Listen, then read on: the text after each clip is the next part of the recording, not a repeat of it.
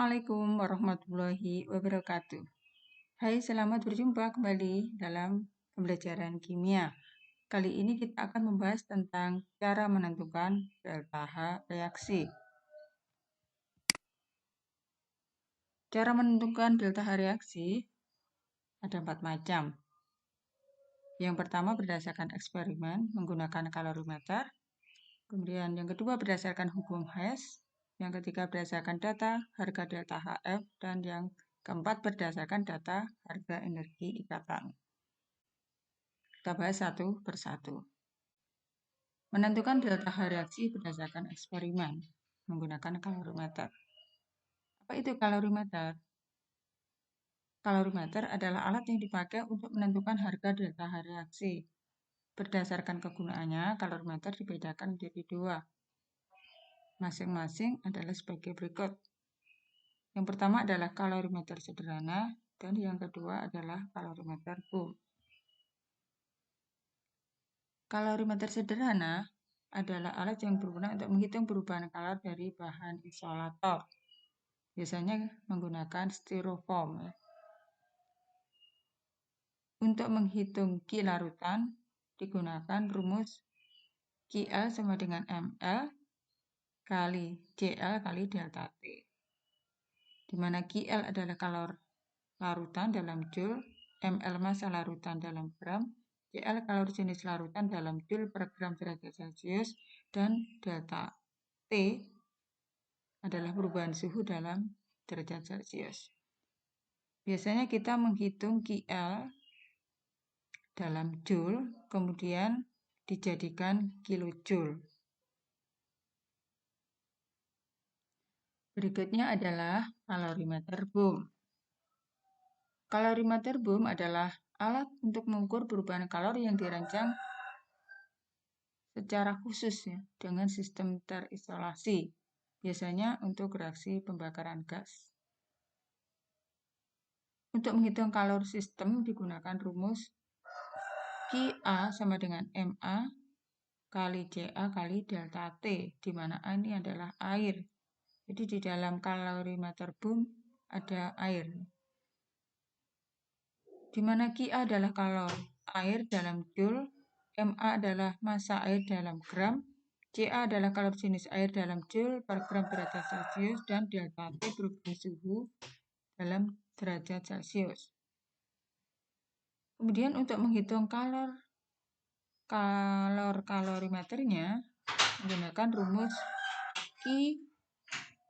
K sama dengan CA kali delta T, di mana K adalah kalorimeter dalam joule, CK adalah kapasitas kalorimeter dalam joule per derajat Celcius. Nah, ini perlu diperhatikan antara C yang di atas dengan yang di bawah berbeda.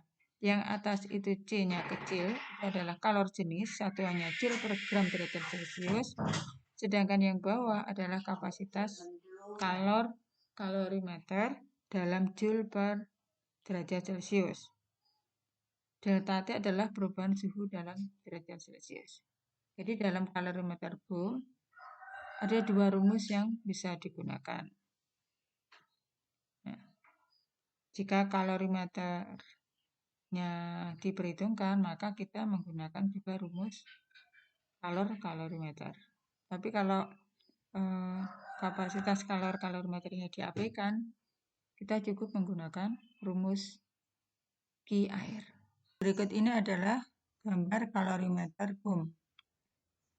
Jadi ini ada air ya. Air berada di luar dari bomnya. Jadi ini bomnya, tempat reaksi pembakaran. Dan ini juga dipasang termometer.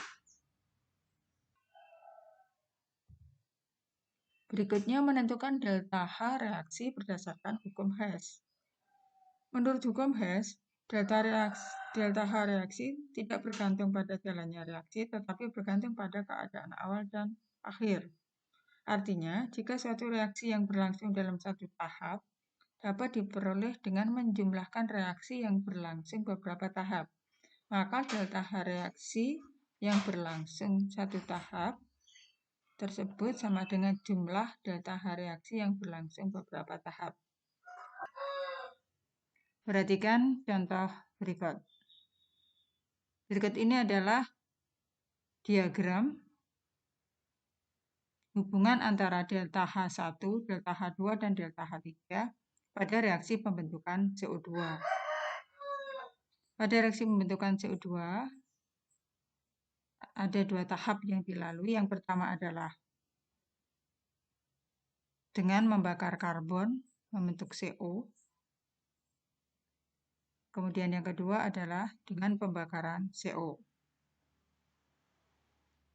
Nah, menurut hukum Hess, delta H reaksi tidak bergantung pada jalannya reaksi, tetapi hanya bergantung pada keadaan awal dan akhir. Jadi, keadaan awal dan akhir ini adalah yang ada pada delta H3. Nih. Jadi hubungan antara delta H1, H2, dan H3 adalah delta H1 ditambah delta H2 sama dengan delta H3. Nah, ini nanti akan memiliki harga masing-masing ya. Di sini tidak dituliskan harga delta H-nya. Jadi kalau mau menghitung delta H3 adalah dengan menjumlahkan delta H1 plus delta H2. Oke, bisa difahami ya. Berikutnya, menentukan delta H reaksi berdasarkan harga delta HF. Nah, ini menggunakan rumus delta H reaksi sama dengan jumlah delta HF hasil reaksi dikurangi delta HF-nya reaksi. Ya, di mana delta HF hasil reaksi adalah ruas kanan, kemudian delta H reaksi adalah ruas kiri. Ini masing-masing dikalikan angka koefisiennya.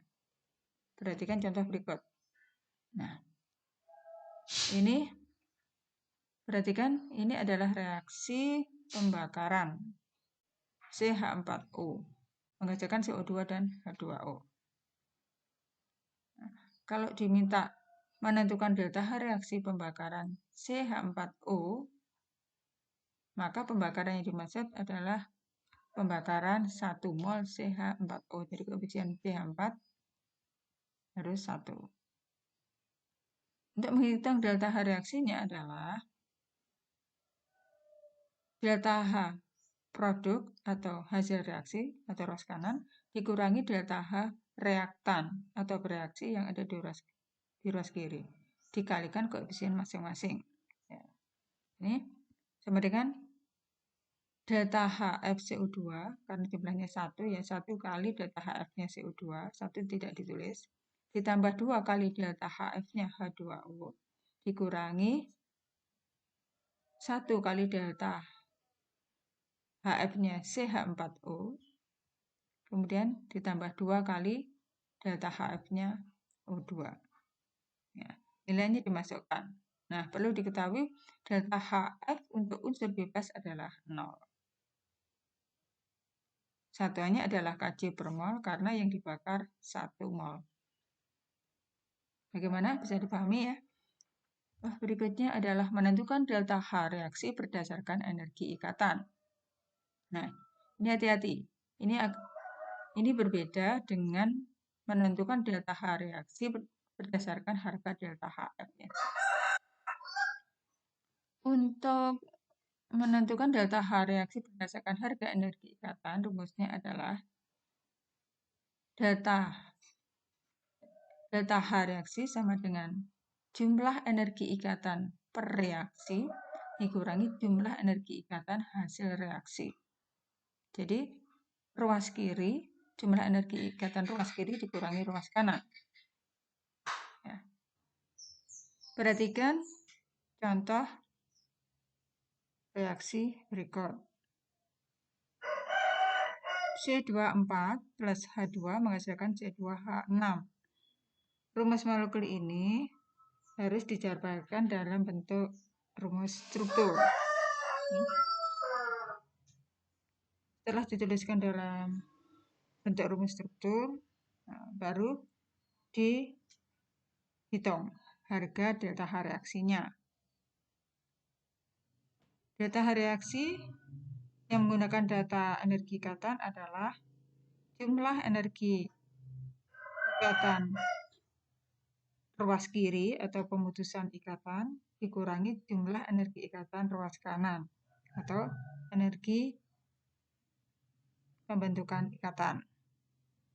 Nah, kemudian dimasukkan ya masing-masing. Ini ada ikatan CH-nya ada 4, jadi 4 kali energi ikatan CH ditambah 1 kali energi ikatan C rangkap ditambah 1 kali ikatan HH dikurangi 6 kali CH ya, ditambah 1 kali CC.